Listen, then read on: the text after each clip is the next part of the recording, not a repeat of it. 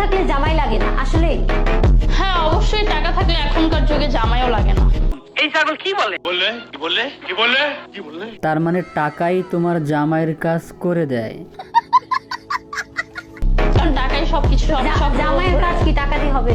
হ্যাঁ অবশ্যই হয়, মেশিন বের হয়েছে না।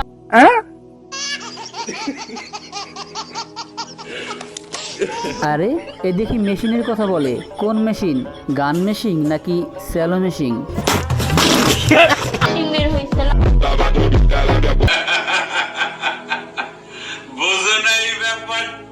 তা আপনি মেশিন দিয়ে কি জামাইয়ের কাজ একবারও করেছেন? ওই মেশিন দিয়ে কি পানি বের হয়? তা মেশিন আপনি কোথায় ফিট করেছেন, নিচে না উপরে?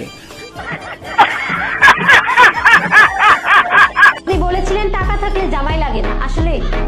হ্যাঁ অবশ্যই টাকা। দাঁড়াও, মেশিনটা লোড করতেছি। তো এই মেশিনটা দেখো তো, এটা দিয়ে কি তোমার চলবে? কোথায় দিতে হবে তাই বলো।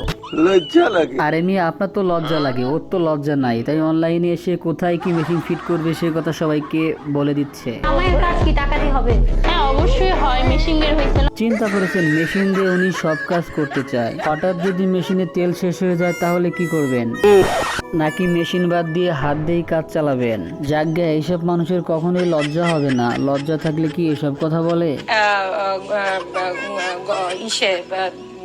ধরো আপু, আপনি আবার কি শুরু করছেন? ম্যান বলতে পারেন না তো বলতে যান কেন?